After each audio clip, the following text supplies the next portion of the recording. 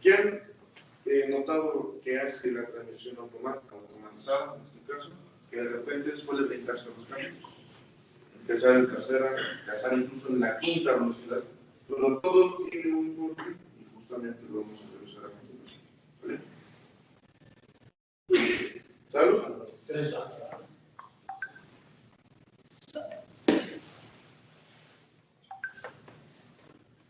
Bien. El objetivo, bueno, ya lo mencioné yo aquí a grandes rasgos. La idea es que ustedes conozcan exactamente qué es lo que estamos operando. En este momento vamos a ver el tema de cascada, pero los objetivos se aplican para todos los vehículos. ¿Bien? La idea es que ustedes puedan lograr una operación más eficiente, también sumando la parte de los costos operativos y disminuir obviamente el costo operativo del vehículo y generalmente pues ayudarse a ustedes mismos a entender mejor la vida.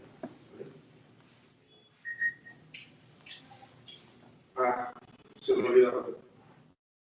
Fotos, videos, lo que gusten tomar con toda confianza. Saquen el teléfono, tomen fotografías, tomen videos, lo que gusten. Nada más no me graben a mí, por favor. Si me van a subir a TikTok, me regalías. ¿En sus canales? No, no es cierto.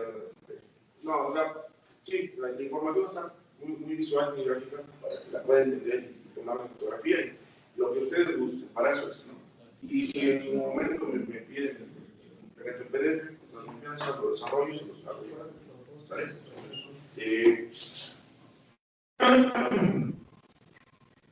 ¿Cómo identificar plenamente un vehículo?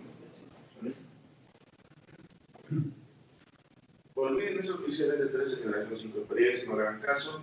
El vehículo que tenemos hoy en cuestión sí trae un motor de D13, no más bien es de D15.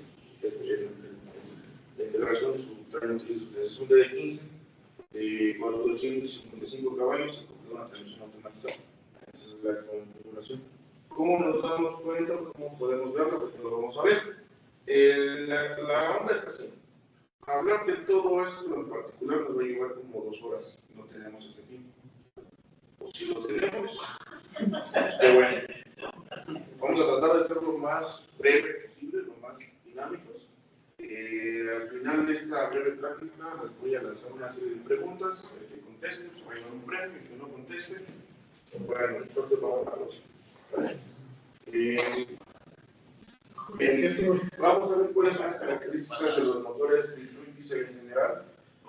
Está bien que conozcan a grandes rasgos, porque generalmente hay flotas muy heterogéneas o finalmente el día de mañana, si tú llegas a otra empresa que trabaje con el airliner, no tienes pleno conocimiento de las máquinas.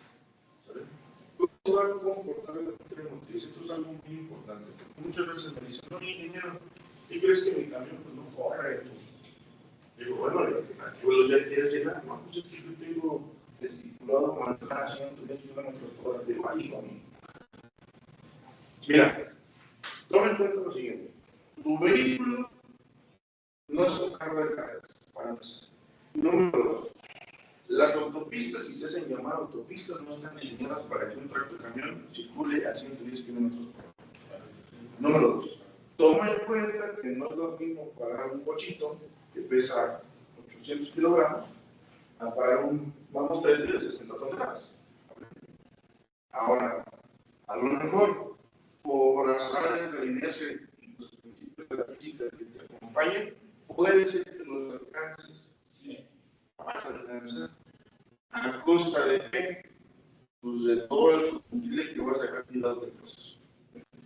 Entonces, es muy importante entender cómo se comporta el tren motriz para saber cuáles son las velocidades máximas, cuáles son las relaciones de marcha que nos pueden ayudar, sobre todo cuando necesitamos subir y también cuando necesitamos bajar. Cómo trabajar con el motor, el vehículo lo incorpora, y si es que todavía sirve, empezamos a trabajar de la manera correcta. ¿Cómo nos ayuda en este caso la transmisión de T2 en estos fines?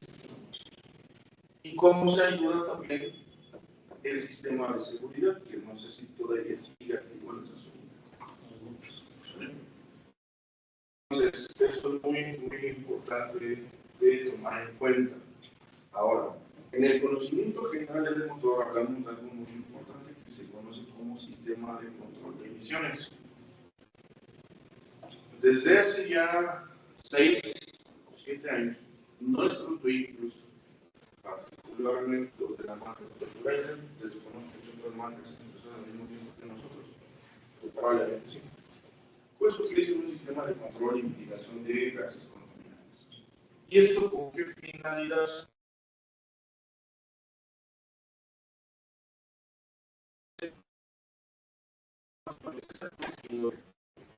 De todas las de reparto local, pueden acceder a las zonas altas de población sin restricciones por contaminación.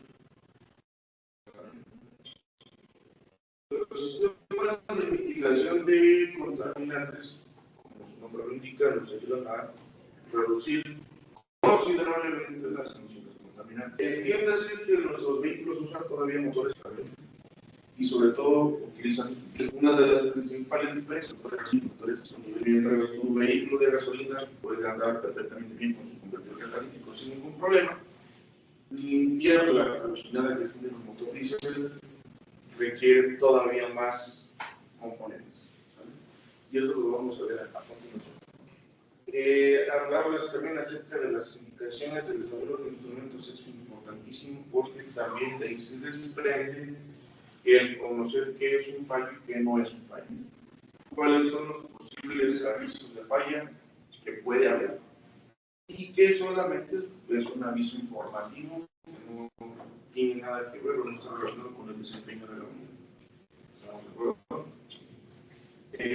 Bien, los cascares integran sistemas de asistencia a la conducción.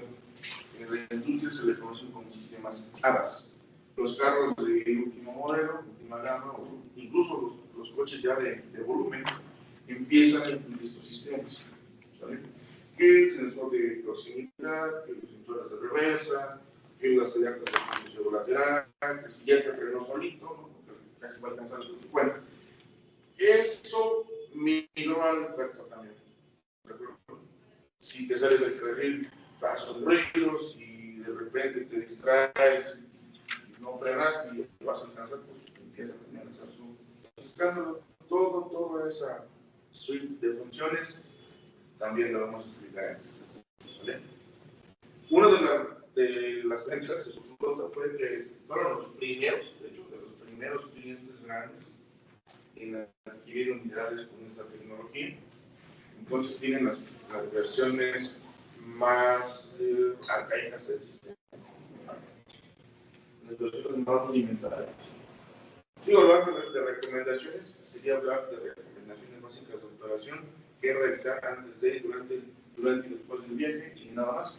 Ya las medidas están totalmente por delantera, los mantenimientos los hacen cada quien por su cuenta y por ende ya perdemos la línea de información. Entonces, ¿cómo identificar a qué vehículo me voy a subir? Eso es muy importantísimo. Porque de ello se desprende el hecho de cómo lo voy a manejar. Si gusta, pasar por acá para que se. Si hay alguien que no ve, con confianza se puede acercar de este lado. Muy bueno. Bueno, sí, para ver. No. Si quieres, si ves, ¿seguro? A ver, ¿qué dices? El número es. Perfecto, si ves. Tienes un poco de yo ya me pongo en este plano de tú, ya un poco atrasado. ¿Será que? Vamos, no veo. Vamos, si ves. Eso es bueno. Bien.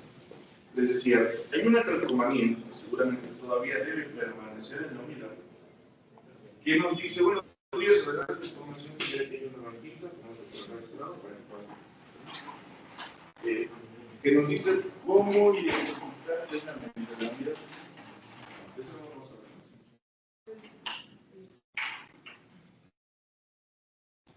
nos da el número de serie, que es un dato importantísimo para cualquier trámite entre distribuidores autorizados, para conseguir opciones, cantidad de información que quieran del vehículo. Nos da también algo, un dato de sumo valor, que es toda la especificación del vehículo. Desde qué tipo de motor tiene, transmisiones, ejes, incluso la relación de los diferenciales también nos da. Y de ahí el año modelo y todo. Nada más que no me sigues.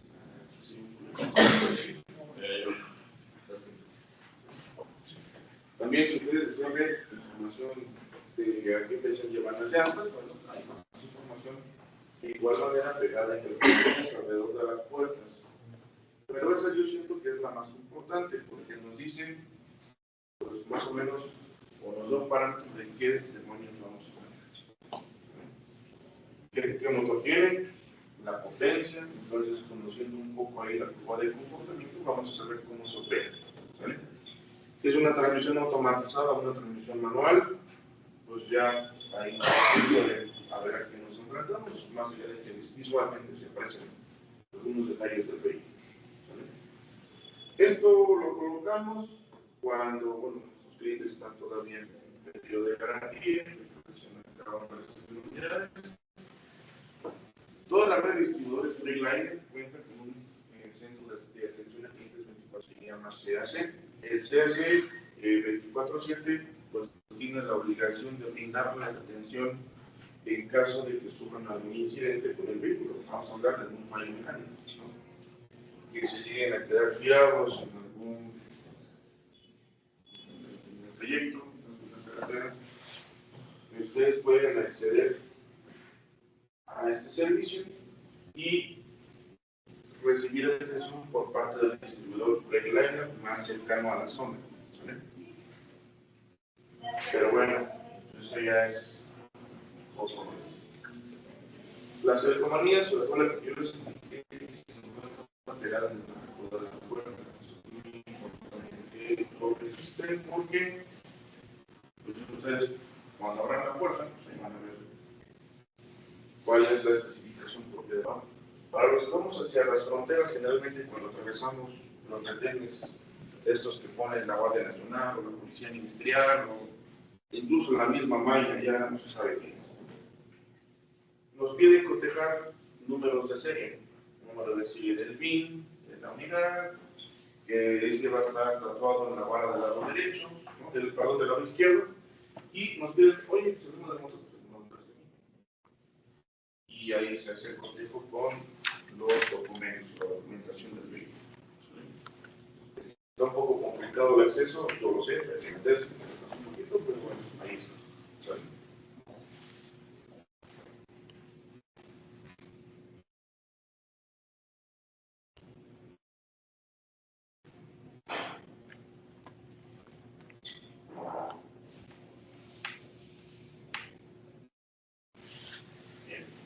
El motor que incorporan estas unidades todavía es un DD15. Este DD15, ignoren los datos de acá, es un DD15 de 455 HP. Ese DD15 de 455 HP genera un par torsional de 1750 libras-pie a las 1000 revoluciones por minuto. ¿Sale? Esta ficha técnica corresponde a la versión más nueva del DD15, pero es muy similar todavía a la versión pasada. Pesan exactamente lo mismo, son exactamente los mismos diámetros de carrera y lo único que se modifica es la relación de compresión. En el caso del DD15 anterior es de 18 a 1. Es prácticamente todo el cambio que recibe. ¿Vale? Estos motores de DD15 no traen geometría variable, no traen nada que interfiera con la operación del turbo. Por lo tanto, pues la operación y el mantenimiento se simplifica bastante. El volumen de aceite de estos motores es de 43 litros. Al llenado total, 40 solamente en el cárter y 35 como un nivel mínimo aceptable.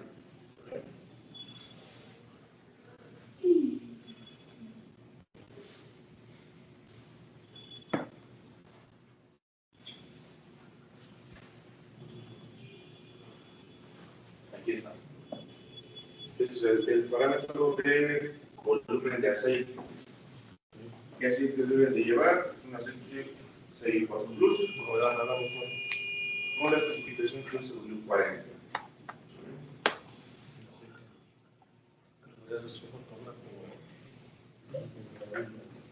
¿Listo?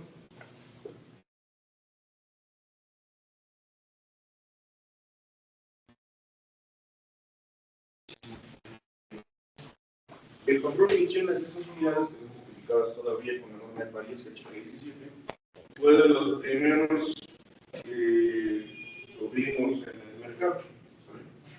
Este sistema trabaja en, vamos a llamarlo, en 3 etapas. ¿Sale? Y más o menos trabaja así. ¿Para qué dijimos que funciona un sistema de control de emisiones? Para reducir contaminación. ¿Sale? ¿Cuál es esa contaminación que yo le quiero quitar al motor? Hay principalmente 2 agentes contaminantes que me provocan mucho ruido y es lo que normalmente nos miden a la hora de someter el vehículo a prueba. Uno, y el principal enemigo a vencer, es el óxido de nitrógeno. Es un gas altamente contaminante y nocivo para la salud. Número 2, si han visto cómo trabaja un tractor camión, un camión viejito, de repente echan a andar el motor y saca el bocanado de humo, o de repente el disparador hace un mal cambio, o hace un poco de fuerza y sale el disparador una bocanada de humo por el escape y se ve el manchote incluso en la caja, ¿no? Bueno, eso es hollín. El hollín es el combustible que no se terminó de quemar correctamente, que no se quemó correctamente, acompañado de otros residuos que produce el motor. ¿Vale? Para nosotros poder mitigar estas emisiones que sí son realmente nocivas, tanto para la capa de ozono como para nosotros mismos, tenemos 2 sistemas. El primer sistema se va a encargar de atrapar todo lo sólido, todo lo que salga del motor de manera particular, es decir, todo el material sólido, el hollín, obviamente, se va a encargar de retenerlo y por una segunda etapa nos vamos a encargar de la parte gaseosa, que es la que no se puede quedar en el primer filtro, pero sí se puede transformar químicamente. ¿Vale? Por ello, nuestros vehículos utilizan un agente reductor, que es el famoso OREN, o la TLUC, como le quieran llamar, si es que todavía está operativo. El primer sistema, la primera etapa, funciona prácticamente con alta temperatura.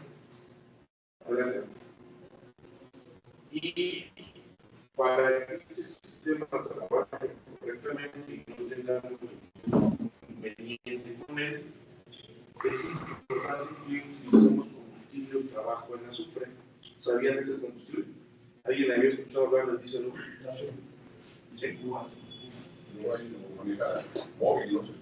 Lo maneja móvil, lo maneja Pemex, sí lo manejan varios distribuidores de combustibles, nada más que bueno, fue un tema en su momento difícil de tratar porque pues si ahorita todavía es algo desconocido, y eso que ya llevamos tiempo con él, anteriormente era todavía más difícil de encontrarlo. Hoy ya sabemos exactamente dónde hay, ¿no?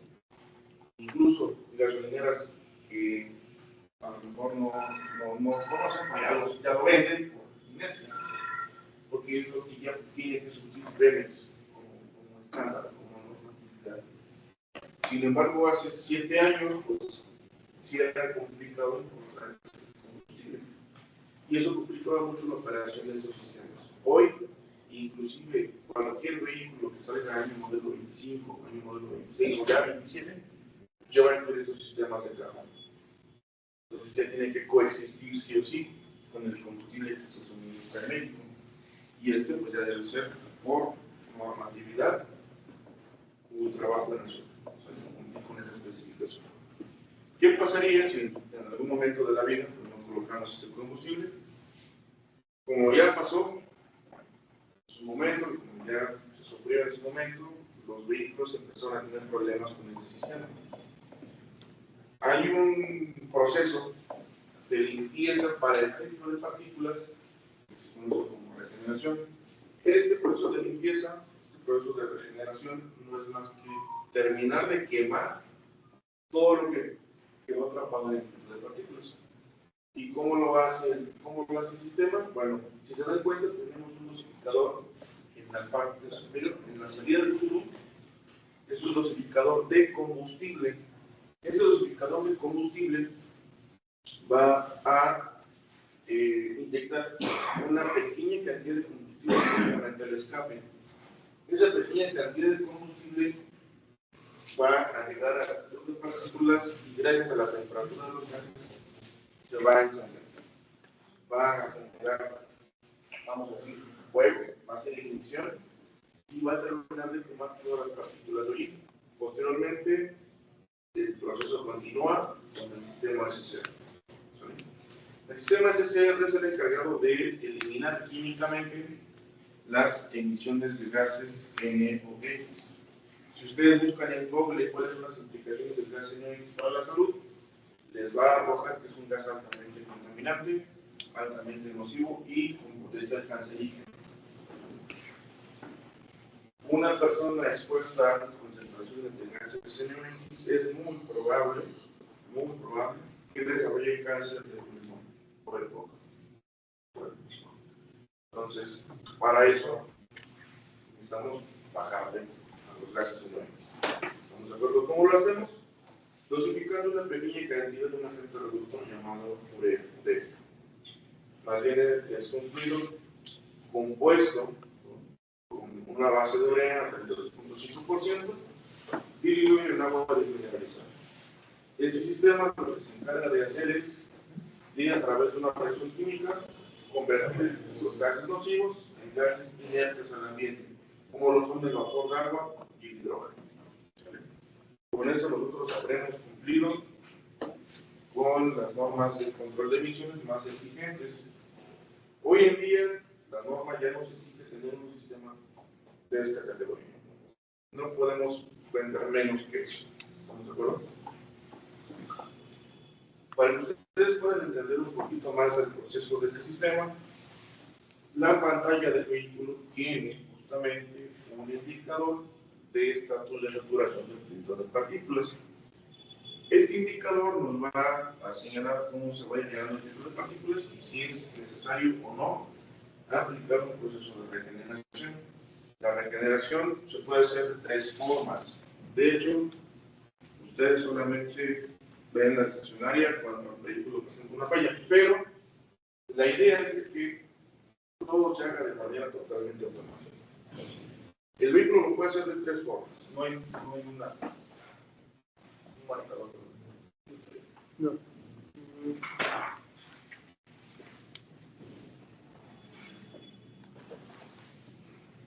¿Quiere que le consiga uno?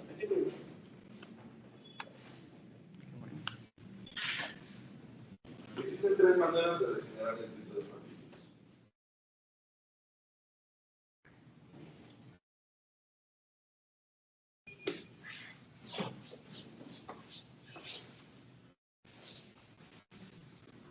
Depende del filtro de partículas. ¿Sale? La primera se le conoce como regeneración pasiva. Bajo este contexto de regeneración pasiva, el vehículo aplica una regeneración de manera automática, siempre y cuando tenga las condiciones de presión y temperatura en el escape suficientes para hacerlo. Y esto generalmente se da mientras el vehículo se encuentra circulando, en marcha. Y es la que sucede la mayor parte del tiempo, o prácticamente todo el tiempo. La segunda etapa, o la segunda manera de llevar a cabo una regeneración sería con la regeneración activa. Es casi lo mismo, pero aquí tú la tienes que inducir porque observas un testigo en el tablero. De hecho, aquí en los indicativos te enseñan, ¿sabes? Cuando la luz del TPE comienza a parpadear, cuando el testigo comienza a parpadear, lo único que podemos hacer para inducir una regeneración sin sería empezar a correr. Salir a carretera y dejar que el proceso se induzca de manera totalmente automática. ¿Sale? Y la tercera forma de hacerlo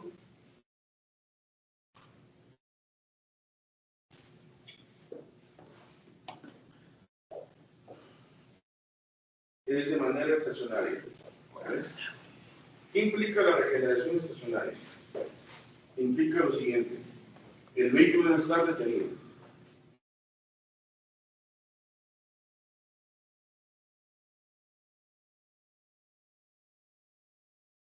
Menores en D y combustible.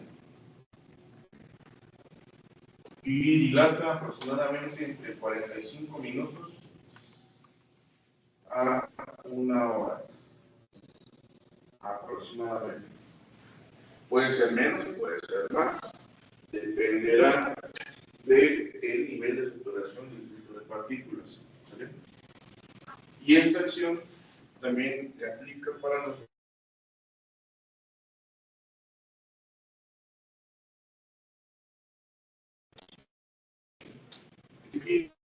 O está manejado, se pone acá donde más había. De esos. De esos eventos en el estudio. ¿Sale? Bien. En el tablero de instrumentos, ustedes navegando unas pantallas de información.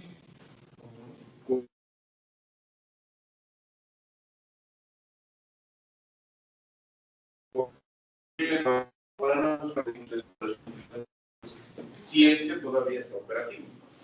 Porque, bueno, hay cada año, de repente lo inhabilitan, bueno, también ganan con fallas, con pérdidas. Empieza a haber un descontrol ahí electrónico.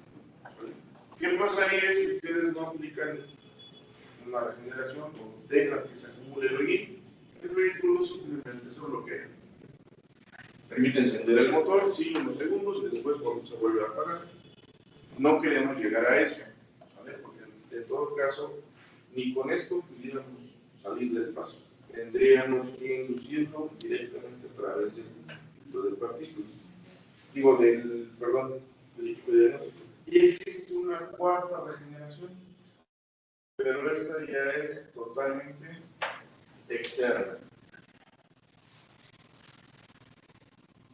Es decir, retirando el elemento y reemplazándolo por uno nuevo. No queríamos llegar ahí. ¿Dudas hasta aquí, caballeros? ¿No? ¿Dudas? ¿Alguien tiene dudas? ¿Por acá?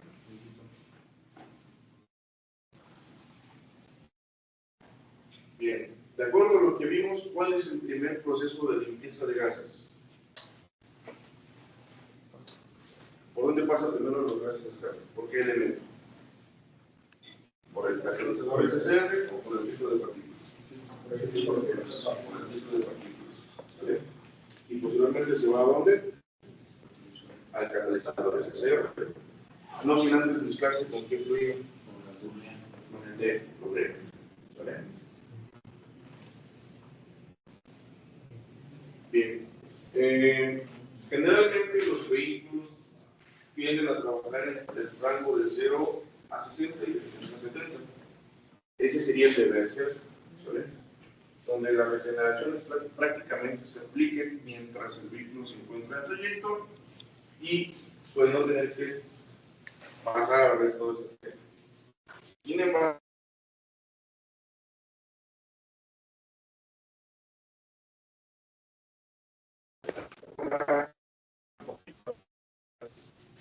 simplemente aquí no tienen posibilidades de ir a carretera y pues, porque la norma así lo dice, que ya tienen que incluir ese tipo de sistemas.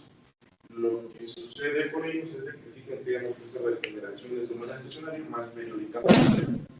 Si no, todo esto cambia.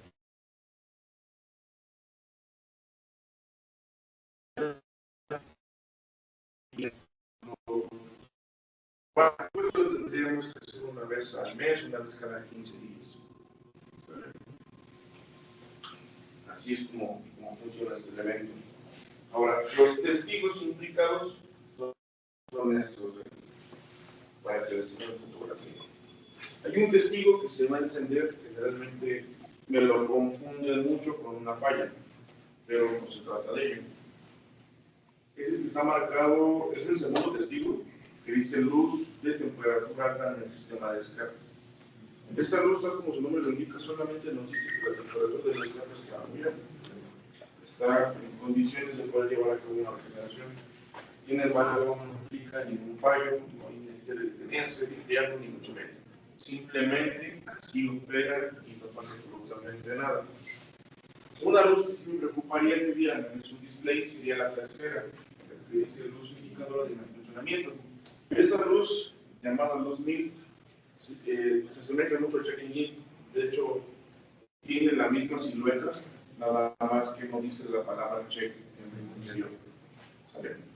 Esta luz lo que hace, o lo que nos indica, es que tenemos problemas en la interfaz de comunicación de gestión de control del vehículo. Sin mucho apuro y sin tanto transparente, está muy relacionada con el sistema de control de emisiones. Cualquier falla del sistema de control de emisiones se ve reflejada con una luz 1000. Si hay una luz 1000 de por medio y el vehículo ya trae una saturación considerable de filtro de partículas, no lo vamos a poder regenerar manualmente ni automáticamente. Tendríamos que corregir primero el problema con un diagnóstico y posteriormente recurrir a la regeneración estacionaria. ¿Sí? Después tenemos la luz de regeneración del DPF. Esta tiene dos estados. Uno, que únicamente se enciende, y dos, cuando para. Cuando únicamente se enciende y se mantiene, no pasa nada, simplemente los filtros de partículas ya superó el 50% de saturación. Si corres en este momento, la regeneración se inicia y no pasa absolutamente nada. O bien, si continúas operando y ves que empieza para fallar el testigo, entonces ya sería necesario hacer una regeneración estacionaria o bien aplicar un poco más de carga de aceleración para que el vehículo lo induzca automáticamente. ¿Vale? En dado caso no se lleve a cabo, tendríamos que hacerlo de manera estacionaria, ¿vale? Para evitar que se siga sumando el hoyo. ¿Estamos de acuerdo? ¿Tienen dudas, señores? Los que operan Cascaya, ¿habían visto este proceso o ya habían...? Completo, no, nada más sabemos que lo regenera, ¿no? Llegando aquí al sede. Ok. Ya no tienen como una sostiene el cajero, porque yo llegué a traer, nunca se sobrepasó el 50%, yo digo que por ejemplo aprendí el testigo, ¿no? Y finalmente pues él lo hace en el camino. Los que andan en tractocamiones, ¿qué rutas habitualmente tienen? Morelia, Querétaro, Aguascalientes. Con eso. Guadalajara, Aguascalientes, Querétaro, Morelia. Son tramos de más de 6 horas. Entonces, de alguna manera, esto lo puede ser que hagas hasta 2 regeneraciones y tú ni cuenta te das. Entonces, así es como trabaja esta. Ahora, en la flota también había unos freelanders compuestos, unos N2. Esos también llevan a cabo este proceso, pero la manera de verlo en el caldero es diferente. Es un poquito más arcaico. El proceso ahorita lo vamos a ver. No se preocupen. ¿Hasta aquí tiene alguna duda? ¿Tú qué operabas, amigo? ¿Qué vehículo tienes, no? Sí, de evento nada más. ¿Quieres aprender? Bueno, no pasa nada. Para eso venimos a aprender. Bien. Algo que sí me preocuparía, por ejemplo, en los vehículos que cuentan con el sistema de urea, es de que me los dejaran sin urea. Si un vehículo no tiene urea, no tiene DEF, en el mediano plazo se convierte en un problema. Porque si ustedes dejan un vehículo sin DEF, independientemente que sea el Cascadia, que sea el M2, que sea el Chaco, incluso la Sprinter, el vehículo comienza a inducir protecciones gradualmente, es decir, al momento en el que se queda sin DEF, la velocidad máxima del vehículo se limita a 90 km por hora. Quizás no percibas nada porque nunca lo los alcanzas o finalmente estás dentro de ese rango de operación. Conforme va avanzando el tiempo y el vehículo tiene, los límites de protección se van haciendo cada vez más restrictivos, hasta llegar al punto de no permitirte avanzar a más de 8 kilómetros por hora. Y para ese entonces, pues lo mejor sería trasladar el vehículo en una grúa. ¿Sí? Esto no debería de pasar. Una, porque ya debemos tener bien contemplado el suministro de DEF. Y número dos, el vehículo finalmente hace un escándalo cuando se levanta el incendio. Vemos esta pantalla prácticamente todo el tiempo haciendo un ruido en el tablero, y eso precisamente es para evitar quedarse sin DEF. No debería suceder, sin embargo ha sucedido, y bueno, esas son las consecuencias. ¿Sale? El problema se corrige una vez de nueva cuenta el DEF y sometes el vehículo a un diagnóstico para eliminar la falla. Así es como se libera este problema. Otro problema que seguramente han presentado aquí es cuando el DEF se llega a contar. Me ha pasado en este tiempo que llevo yo en el distribuidor, que ya prácticamente 8 años, que pues madurar con la tecnología. Anteriormente yo trabajaba en una línea de autotransporte de pasajeros.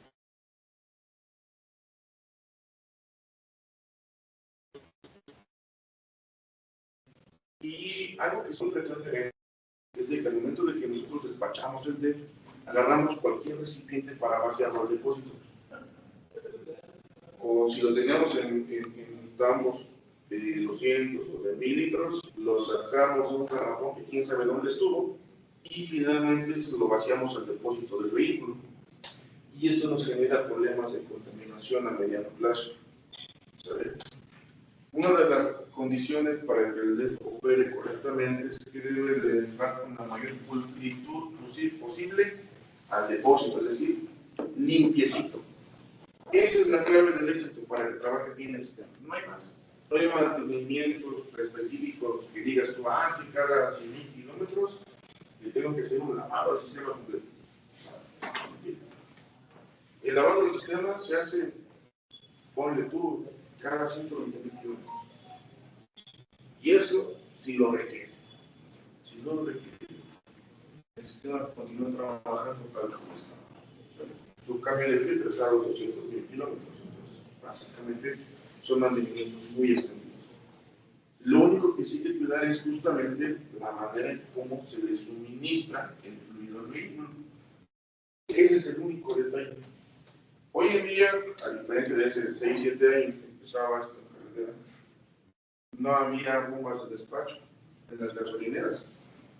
Hoy en día, ya cada gasolinera que generalmente se encuentra sobre una carretera, pues va a tener bombas de despacho de DEF o lo va a vender en garrafones. Ya no tendría que darse o presentarse ese problema. Antes también pasaba lo siguiente, no es que aquí pasó, desconozco, pero me colocaban combustible al depósito de DEF. Eso sí fue una falla muy frecuente. Yo fui a rescatar como 5 unidades así, con combustible del DEF. No de la flota, digo, hablando de otros clientes. Pasaba de que se confundían de depósito o simplemente se les hacía fácil abrir el tapón azul y ahí como cayera la manguera, traca. Los 50 litros o los 80 litros de combustible. Hagan muchas cosas. Entonces, imagínense el problema. ¿Recuerdan ustedes cómo transitar el DEF? Él sale del depósito, llega a la bomba, la bomba se mueve al dosificador, pero una de las principales características del DEF es que pues, parece agua. ¿Están de acuerdo? El DEF es prácticamente un fluido diluido en agua. No requiere más agua para trabajar, simplemente así como se vende, así se utiliza. Es muy fácil confundirlo también con el agua, algo por el olor. Imagínense un fluido con las características del agua, con esta viscosidad que es prácticamente dura. ¿Saben? Y luego cambiarlo completamente más viscoso, más pesado, más denso, que es el combustible, olvídalo, ¿no? La bomba ahí se muere y empiezan los líos. Entonces el vehículo de manera automática incluso una protección. Entonces, ¿sabes qué? Aquí hay una falla. Y para evitar más, se protege. ¿Cómo se protege? Limita la velocidad de desplazamiento, finalmente limita la fuerza del motor. Y esto pues, se traduce en que tenemos que mover el vehículo a la segunda. ¿Vale? ¿Dudas, preguntas? Dígame. Una preguntita. Sobre eso, yo tengo un camión de otra marca, ¿sí? Ajá. Digo, sobre todo, pero hay ocasiones que lo digo a las ocasiones me va a tránsito porque no es un problema de carencia. Se iba hacia sus servicios, pero ya tenía una sola. Y dejaba como plástico al final del escape. ¿Azufre? Sí, no azufre, pero Más bien amoníaco. amoníaco y deja así como.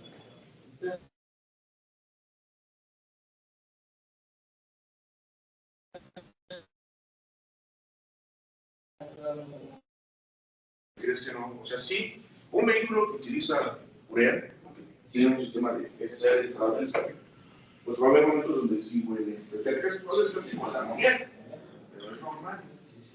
Pero el hecho de que peste amoníaco, de que sea tan intenso, no. A menos de digamos, la espera de la notificación del DEF muy abierta, básicamente de bocanada del DEF, y es lo que huele. Pero no debería. Entonces, en un delito, por ejemplo, de aquí de México, Guadalajara, tenía que llenarlo. No, es muchísimo. Sí, todos me decían que era muchísimo. Es muchísimo. Miren, el consumo de DEF en promedio en un Cascadia es del 3 al 5%, es decir, de 3 a 5 litros por cada 100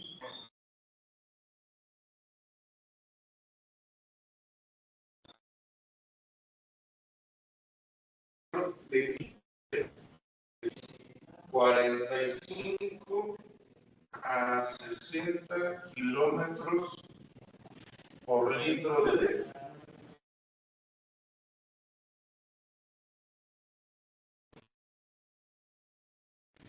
Es incluso un poquito más pequeños que para nosotros pues, gastan un poco más, pero también por las condiciones de precio. ¿Dudas, Camilo? ¿No? ¿Yo?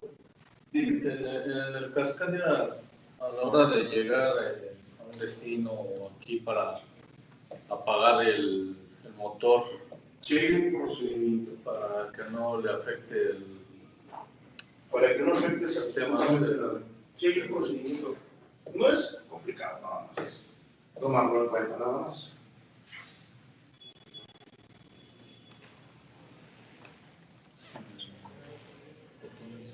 Lo voy a escribir acá. Perdón por darle el tono.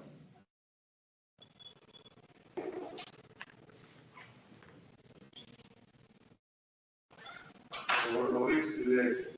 Para apagar el motor,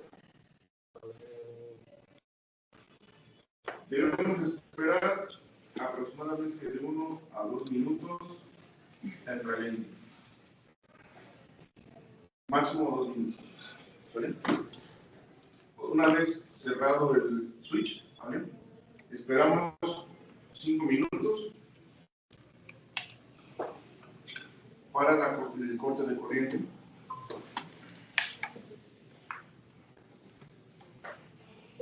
El Cascadia debajo de su asiento de disparador está en cortador de corriente. Un interruptor general.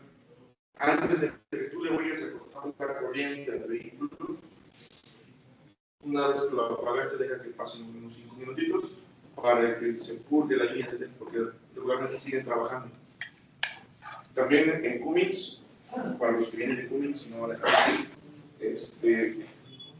tú llegas, pagas el tractocamión y tienes que esperar 3 minutos para que la bomba deje de trabajar. Una vez pasado ese tiempo y una vez que la bomba dejó de trabajar, ya ahora sí le puedes quitar la corriente, quitar las baterías, hacer lo que quieras con ellos. Pero ese sería el procedimiento. ¿Por qué de 1 a 2 minutos en ralentí? Una, tenemos que dejar que se estabilicen las revoluciones del turbo.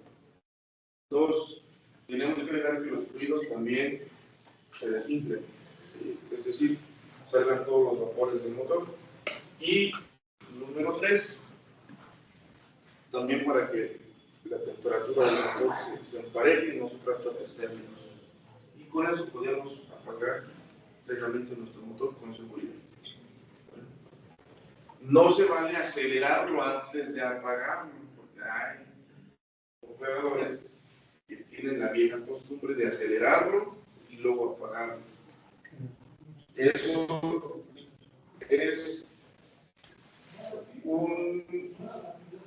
es una condena de muerte para el turbocompresor.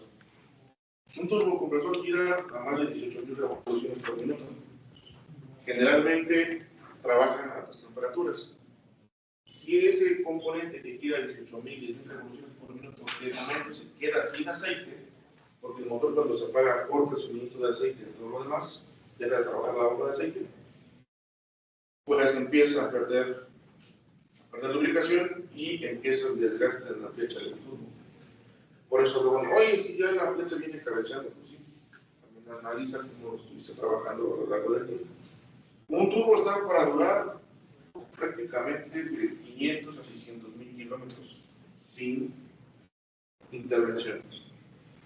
Si un turbo dura 200, 300.000 kilómetros, quiere decir que durante su vida útil tuvo momentos donde se quedó sin lubricación en la flecha. Y eso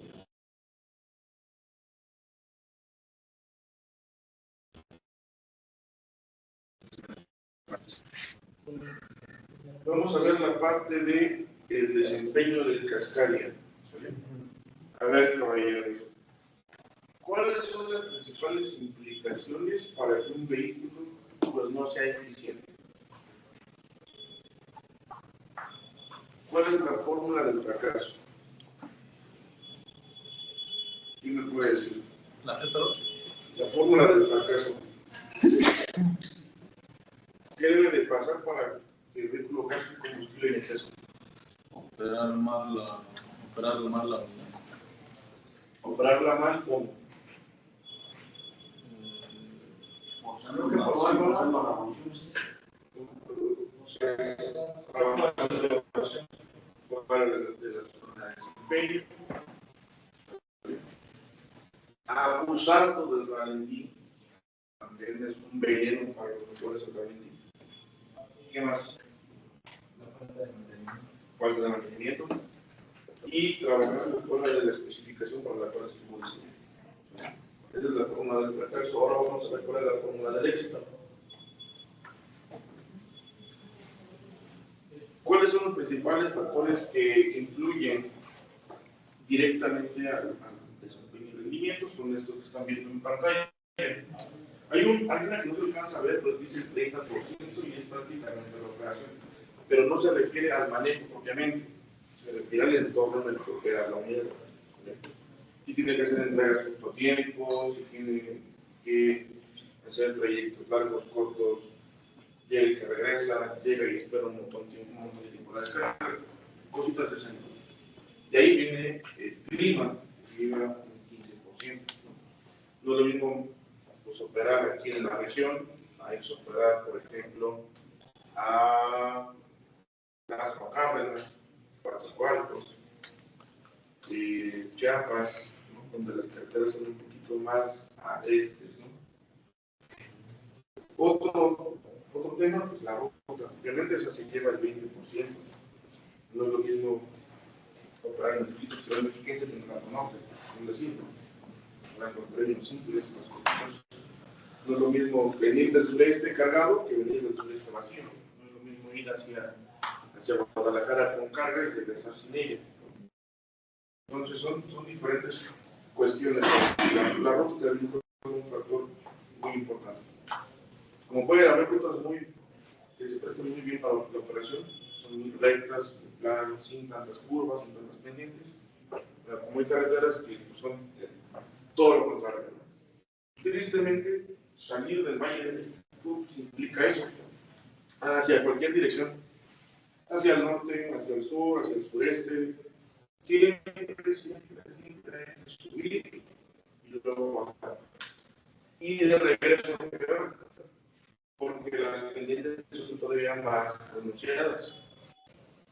Por ejemplo, subir de Veracruz a Ciudad de México. Tenemos un tramo donde el ascenso de una distancia de 25 kilómetros es de 2 o 3 kilómetros y medio. Entonces, imagínense el grado de pendiente.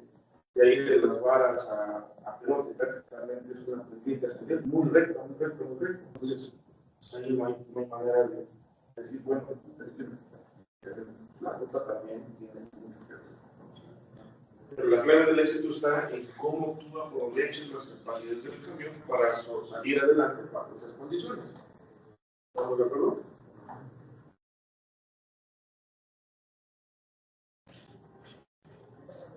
¿Cuál es el elemento principal o el conjunto de elementos principales que nos permiten hacer que el vehículo se desplace correctamente? Lo conocemos como tren motriz. ¿Okay? Y se compone de la siguiente forma.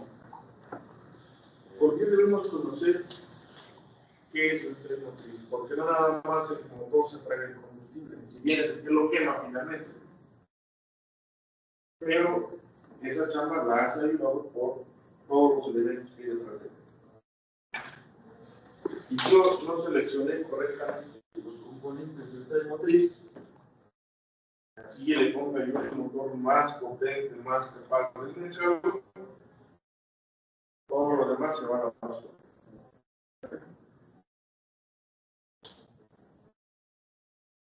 A este conjunto de elementos también se le conoce por otro nombre, ¿cuál es?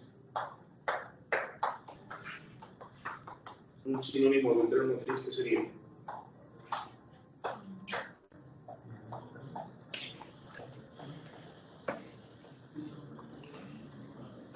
¿se acuerdan de las cadenas? Cadenas emblemáticas también. Ese sería el sinónimo. Se le conoce como cadena cinemática o tren motriz. ¿Por qué cadena? Porque finalmente todo va eslabonado. Todo tiene una correlación entre sí. Si yo modifico la relación del eje, voy a afectar directamente el desempeño del vehículo. ¿Vale? Si yo limito la potencia del motor, pues aunque yo tengo un eje muy hábil, si no tengo la suficiente fuerza en el motor, voy a consumir más combustible.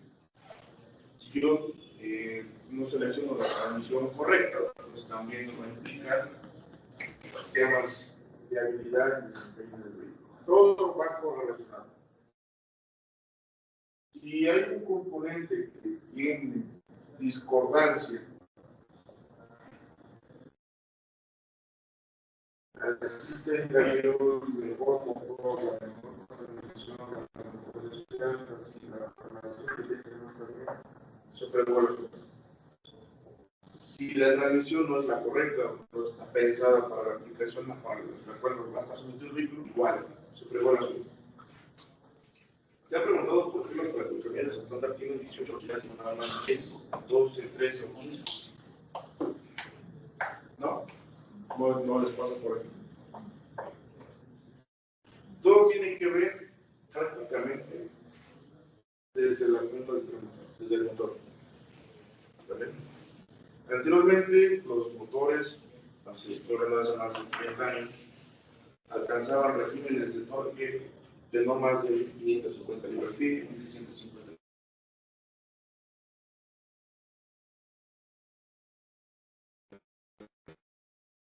Escalonamientos de relaciones de 13, 15 velocidades empezaban a agarrar fuerza. ¿Sabes? Conforme se fueron desarrollando mejores formas de desarrollar motores más potentes, más fuertes, más capaces, pues también ahí hubo que intervenir las transmisiones, empezaban a quedarse cortas.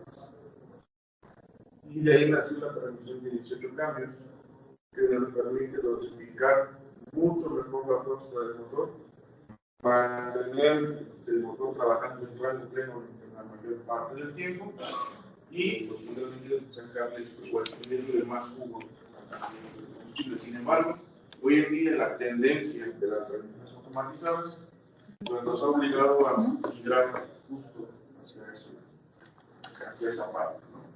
¿Cuál es el beneficio de una transmisión automatizada? Pues es una manual, mantiene la misma robustez de una transmisión manual, o sea, mecánicamente es muy difícil dañarlas.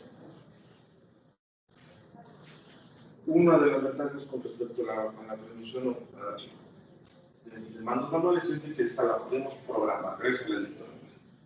Podemos exprimir todavía más al motor jugando con la transmisión.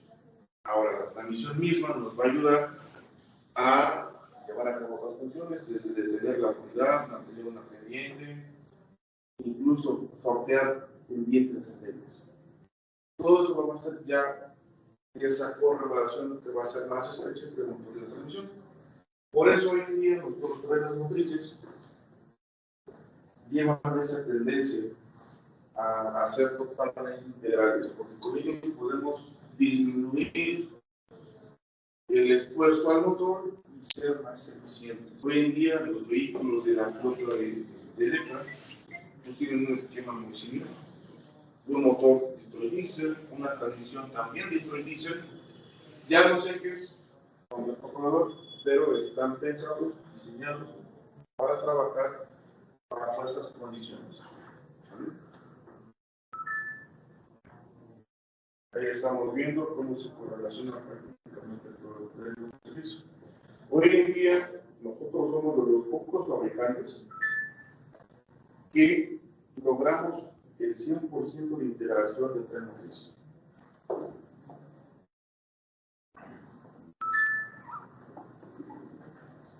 ¿Sabe?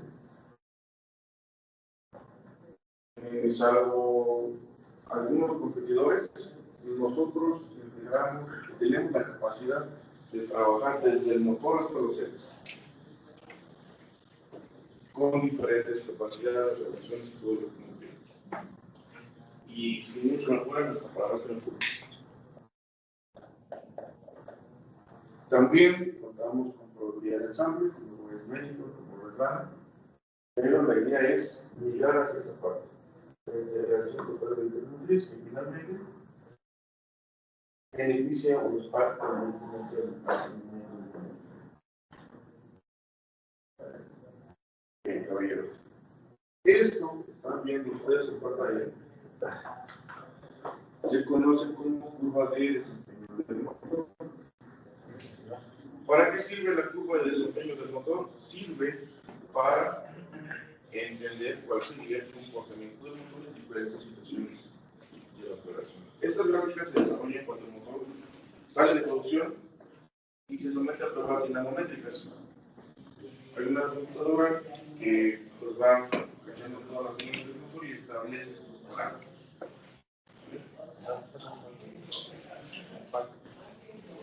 Los motores Detroit Diesel DD15 tienen la posibilidad de extender su curva de torque desde las 1000 revoluciones prácticamente hasta las 1500. No hay necesidad de sobrepasar de las 1500 por absolutamente nada. ¿Por qué hablamos en función del torque y no de la potencia? La potencia, si bien nos ayuda también a hacer que el motor trabaje bien, no es un parámetro de referencia para establecer la zona de ahorro de combustible. La zona de ahorro de combustible se va a establecer siempre donde el motor tenga su máximo torque disponible.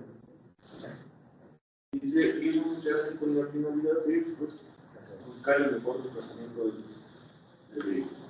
Acuérdense que no son carros de carreras, son vehículos de carga. ¿Vale? No requieren velocidad, requieren fuerza para moverse. Por ello, establece de esta manera. Son de 1,750 libras que puedes trabajar plenamente entre las 1,000 y 1,500. ¿Hasta aquí tienen alguna duda? ¿Dudas, caballeros? ¿Dudas?